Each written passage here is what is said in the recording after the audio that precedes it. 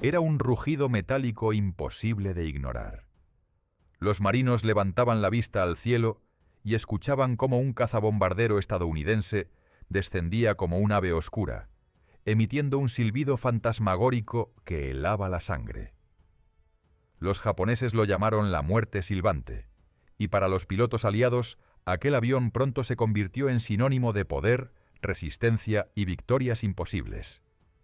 Era el Vought F-4U Corsair, un aparato que no solo marcaría la diferencia en el Pacífico, sino que también cambiaría para siempre la historia de la aviación militar.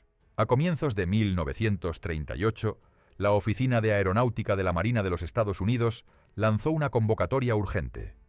El mundo se acercaba inexorablemente a la guerra, y era imprescindible desarrollar un caza capaz de enfrentarse a cualquier amenaza. Se aceptaban propuestas tanto de motores simples como de dobles, y entre las compañías participantes destacó la firma Vought, que apostó todo a un motor Pratt y Whitney R. Avispón. La idea era exprimir al máximo aquella potencia brutal, y para lograrlo se eligió una hélice Hamilton Standard Hydra-Matic de enormes dimensiones. Sin embargo, ese corazón de acero trajo consigo problemas de diseño. La hélice era tan grande que resultaba imposible instalar trenes de aterrizaje suficientemente largos para mantener la separación del suelo. El riesgo de que las palas chocaran con la pista era demasiado alto. Fue entonces cuando los ingenieros idearon una solución revolucionaria: un ala de gaviota invertida. Esta peculiar geometría no solo resolvía el problema de la altura, sino que además otorgaba al aparato una silueta aerodinámica única que lo diferenciaba de cualquier otro caza de la época. El fuselaje fue diseñado con obsesiva atención a la limpieza aerodinámica. No se permitieron salientes que pudieran aumentar la resistencia al aire, y los radiadores de aceite y de aire fueron cuidadosamente encajados en ranuras dentro de las alas. El piloto ocuparía una amplia cabina colocada justo en el borde de fuga, una posición que, si bien prometía control y visibilidad lateral aceptables, limitaba el campo frontal debido a la larga nariz del motor. Aún con estas limitaciones, la Marina quedó impresionada con el avance del proyecto. En junio de 1938, el gobierno firmó un contrato para la construcción de un prototipo que prometía ser, como se descubriría poco después, el comienzo de una leyenda. El 29 de mayo de 1940, en el aeródromo de Stratford, Connecticut, el primer prototipo del Corsair rugió por vez primera. Con el nombre experimental XF-4U-1, aquel aparato de líneas inusuales se elevó al cielo con un estruendo que dejó boquiabiertos a los ingenieros de Vought. Solo unos meses después, en octubre, el prototipo alcanzó un récord sin precedentes: 405 millas por hora en un vuelo entre Stratford y Hartford.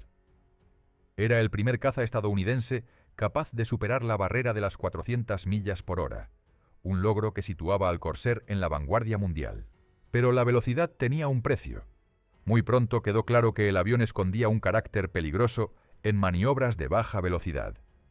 El ala de gaviota invertida, tan ingeniosa en el papel, generaba un problema de pérdida asimétrica. A veces caía solo el ala izquierda, otras la derecha, provocando giros bruscos casi imposibles de controlar.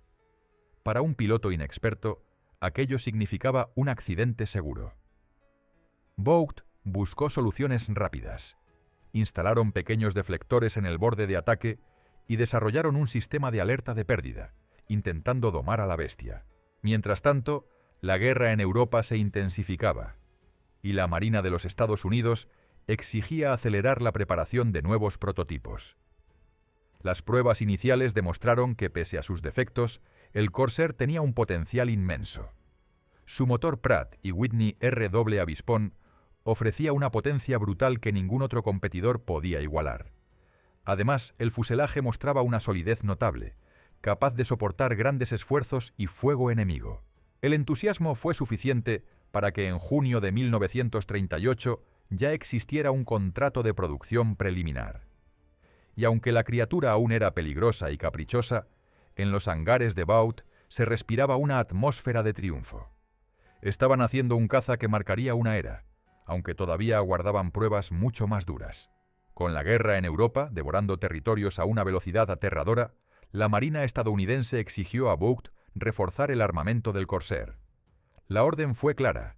El prototipo debía montar 6 ametralladoras Browning de calibre 50, 3 en cada ala. Era un paso lógico para enfrentarse a los cazas y bombarderos que ya dominaban los cielos. Sin embargo, aquella decisión trajo consigo un nuevo rompecabezas técnico. Los depósitos de combustible originalmente instalados en las alas debían ser eliminados para dejar espacio a las armas.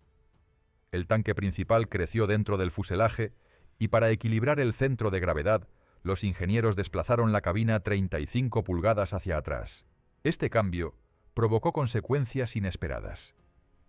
La visibilidad frontal del piloto, ya limitada por el largo morro del motor, se volvió aún más problemática. Aterrizar en una pista corta o en la cubierta de un portaaviones se convirtió en una pesadilla para los aviadores menos experimentados. La silueta del Corsair imponía respeto, pero también generaba temor. No era un avión indulgente con los errores humanos. Muchos lo consideraban un caballo salvaje que había que domar con fuerza y nervios de acero. Pese a estos inconvenientes, el avión mantenía un rendimiento asombroso. En pruebas de velocidad y trepada, superaba a casi todos sus contemporáneos.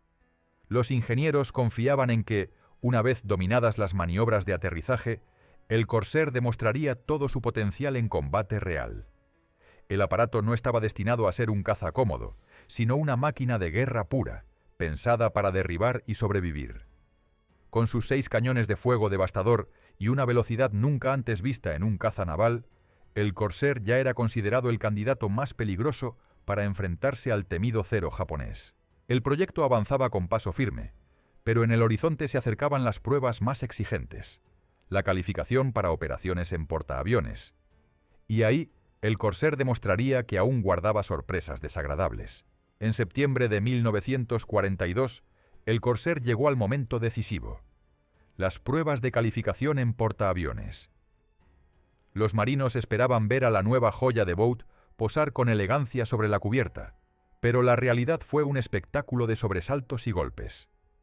El tren de aterrizaje, más corto de lo habitual, absorbía mal los impactos. La rueda de cola era inestable, y el gancho de apontaje fallaba con frecuencia al enganchar los cables de frenado. Más de un prototipo terminó rebotando violentamente contra la cubierta o saliéndose hacia el mar. La comparación con el nuevo Grumman F-6F Hellcat resultaba inevitable. El Hellcat no era tan veloz ni tan elegante, pero ofrecía aterrizajes mucho más seguros y una curva de aprendizaje más suave. La Marina, con una flota en plena expansión, no podía arriesgarse a perder pilotos y aviones en entrenamientos. Así, mientras se resolvían los problemas del Corsair, se tomó una decisión pragmática: cederlo al Cuerpo de Marines para operaciones en bases terrestres. A finales de 1942, los primeros Corsair comenzaron a desplegarse en islas del Pacífico Sur. Los pilotos de los Marines, acostumbrados a condiciones duras y pistas improvisadas, se adaptaron rápidamente al temperamento del avión. Su potencia y velocidad los fascinaba, y aunque los aterrizajes seguían siendo un reto, el Corsair ofrecía una ventaja crucial frente al caza japonés A6M0. En el cielo de las Islas Salomón, a principios de 1943, el Corsair entró por fin en combate real. Allí demostraría que todos los riesgos de diseño habían valido la pena. La muerte silbante estaba lista para sembrar terror entre sus enemigos. Los cielos del Pacífico pronto se llenaron del rugido del Corsair. En los primeros meses de 1943, los marines lo emplearon en masa contra el A6M0 japonés. La diferencia se hizo evidente de inmediato. El Corsair podía trepar más rápido, soportaba más daño y descargaba un poder de fuego devastador. Los pilotos aliados que antes sufrían ante la agilidad de los Zeros, ahora se sentían dueños del aire. Pero lo que realmente convirtió al F-4U en una leyenda fue su sonido. El aire al atravesar las tomas de los bordes alares producía un silbido agudo y penetrante, un lamento metálico que acompañaba al avión en sus picados. Los japoneses, según los pilotos estadounidenses, llegaron a apodarlo la muerte silbante, aunque algunos documentos nipones lo identificaban simplemente como el Sikorsky. Para los marines, aquel sobrenombre era perfecto. Un grito de guerra que helaba al enemigo incluso antes de ver la silueta del aparato. En 1943, la Marina, que al principio había descartado al Corsair para uso embarcado, comenzó a reconsiderar su decisión. La presión de la guerra y el rendimiento probado por los marines demostraban que aquel avión era demasiado valioso para quedar relegado. En 1944, tras múltiples modificaciones en tren de aterrizaje y cabina, el Corsair fue finalmente certificado para operaciones en portaaviones. Desde entonces, Corsair y Hellcat volaron codo con codo defendiendo la flota estadounidense. Juntos soportaron la oleada de ataques kamikaze que en los últimos meses de la guerra se convirtió en la mayor pesadilla de los marinos. El Corsair no era solo un cazador. Empezaba a transformarse en un verdadero cazabombardero, capaz de golpear al enemigo tanto en el aire como en tierra. Para 1944, el Corsair ya no era únicamente un cazador de ceros. Se había transformado en un arma polivalente. Los marines comenzaron a utilizarlo como cazabombardero en operaciones anfibias, descargando su furia sobre playas y posiciones japonesas. Su capacidad de carga sorprendía incluso a los propios ingenieros. Podía llevar bombas en el fuselaje central y bajo las alas, además de cohetes de alta velocidad y tanques de napalm. Entre quienes probaron estos límites estuvo el célebre Charles Lindbergh. El famoso aviador, que en los años 30 había cruzado el Atlántico en solitario, voló varias misiones en Corsair junto a los Marines. En una ocasión, consiguió despegar con 2.000 libras de bombas en la línea central y 1.000 libras adicionales bajo cada ala, una carga colosal para un caza monomotor. Con esa configuración, lanzó ataques directos contra posiciones japonesas en las Islas Marshall, demostrando la brutal versatilidad del F-4U. Las campañas del Pacífico Central y de Filipinas vieron al Corsair actuar como un verdadero martillo aéreo. Durante los desembarcos en playas fortificadas, los pilotos descendían a baja altura para liberar bombas, cohetes y napalm, despejando el terreno para las tropas aliadas. En Palau, Iwo Jima y más tarde, en Okinawa, los Corsair volaron cientos de misiones de apoyo cercano, arrasando trincheras, cañones antiaéreos y concentraciones de infantería japonesa. Los enemigos aprendieron a temer no solo al Corsair en combate aéreo, sino también a su silueta en picado con bombas. La muerte silbante había dejado de ser un simple apodo. Era la descripción exacta de lo que ocurría cuando aquel monstruo alado aparecía rugiendo sobre el campo de batalla. El 10 de mayo de 1945, los cielos sobre Okinawa fueron testigos de una de las hazañas más increíbles de la aviación. 4 pilotos de los marines patrullaban a unas 10 millas del aeródromo de Kadena cuando divisaron estelas de condensación a gran altura. 2 de ellos se quedaron atrás por falta de experiencia, y solo el capitán Kenneth Rosser y el teniente Robert Klingman ascendieron hasta los 38.000 pies. Allí interceptaron a un bimotor japonés Kawasaki Ki-45 que intentaba escapar hacia el norte. Rosser abrió fuego primero, descargando la mitad de su munición. Sus ráfagas alcanzaron un ala del enemigo, provocando que uno de sus motores ardiera, pero el avión japonés continuó volando. Klingman, preparado para rematar la faena, descubrió con horror que sus ametralladoras estaban congeladas por la altitud. Renunciar no era una opción. Decidió usar su propia hélice como arma. Mientras Rosser distraía al enemigo, Klingman se lanzó sobre el Ki-45 y destrozó su timón al golpearlo con las palas de su Corsair. El japonés seguía resistiendo, y el teniente repitió la maniobra 2 veces más, seccionando finalmente el estabilizador y haciendo que el avión enemigo se precipitara al mar. Su propio aparato quedó lleno de daños, con impactos en las alas y el motor, pero Klingman logró aterrizar sin potencia directa en el aeródromo aliado. Ambos pilotos recibieron la Cruz Naval por su valentía. Desde entonces, el Corsair ganó un nuevo sobrenombre: el Ángel de Okinawa. No era solo una máquina de matar, era también un escudo que salvaba vidas en los momentos más desesperados de la guerra. Al final de la Segunda Guerra Mundial, los registros del Corsair eran simplemente impresionantes. Los F-4U derribaron más de 2.140 aviones japoneses a costa de solo 189 pérdidas propias. Aquello significaba una proporción de 11-1, una de las más favorables de toda la historia de la aviación militar. Ningún otro caza estadounidense en el teatro del Pacífico logró un balance tan contundente. Durante la guerra, los Corsair volaron más de 64.000 salidas, de las cuales apenas un 15% partieron desde portaaviones. El resto despegó desde improvisadas pistas en islas que muchas veces eran poco más que franjas de tierra excavadas entre la jungla. Aún así, su rendimiento no se redujo. Además de combatir en el aire, los Corsair lanzaron más de 15.500 toneladas de bombas, lo que representaba aproximadamente el 70% de todas las bombas arrojadas por cazas estadounidenses. Comparado con sus contemporáneos, el Corsair ofrecía ventajas notables. Era más veloz que el Hellcat y solo ligeramente más lento que el Thunderbolt, pero a diferencia de este último, alcanzaba su máxima velocidad a 20.000 pies, sin necesidad de trepar hasta 30.000. Todo gracias a su motor Pratt & Whitney R doble avispón y su sistema de sobrealimentación mecánica. Su robustez, sumada a esta potencia, lo hacía casi invencible en un duelo contra cazas japoneses. No sorprende que para muchos marinos y pilotos, el Corsair se convirtiera en el símbolo de la supremacía aérea estadounidense en el Pacífico.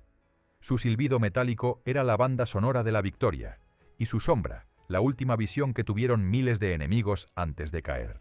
La rendición japonesa, en 1945, no marcó el final del Corsair.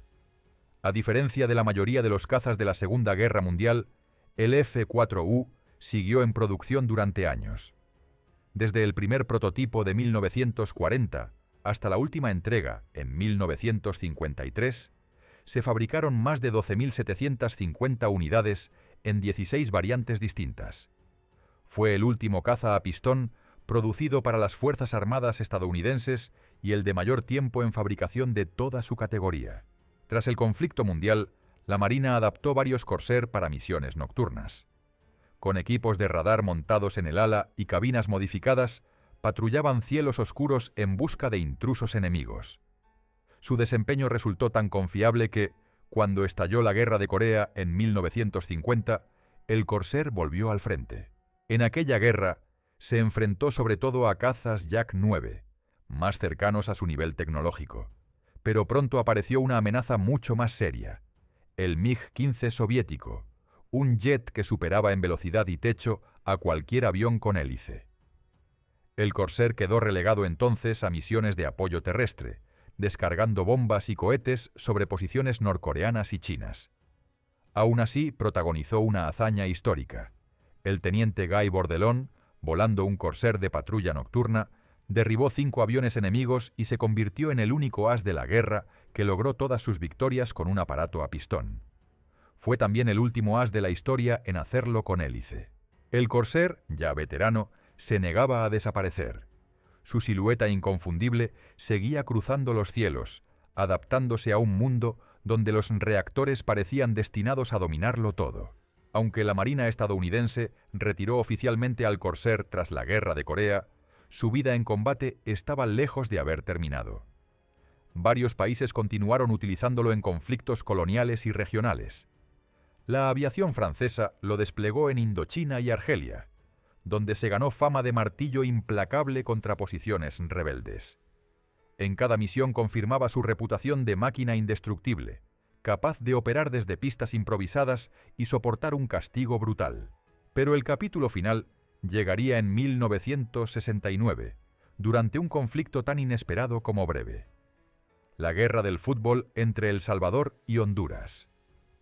En un cielo dominado ya por reactores, dos naciones pequeñas se enfrentaron con aviones de la Segunda Guerra Mundial. Allí, los Corsair hondureños se encontraron frente a Mustangs salvadoreños en duelos aéreos que parecían sacados de otra época. El capitán Fernando Soto, a los mandos de un F-4U, logró derribar un Mustang y 2 Corsair enemigos de fabricación Goodyear. Fueron los últimos combates aéreos de la historia en los que participaron cazas a pistón de la Segunda Guerra Mundial. Así, el Corsair se despidió del campo de batalla de la misma manera en que había llegado, rugiendo con fiereza, dejando tras de sí un eco inconfundible. Desde 1940 hasta finales de los 60, este avión desafió generaciones enteras de avances tecnológicos y se mantuvo vigente en los cielos del mundo. Para algunos era la muerte silbante, para otros el ángel de Okinawa. Para todos simplemente fue una leyenda.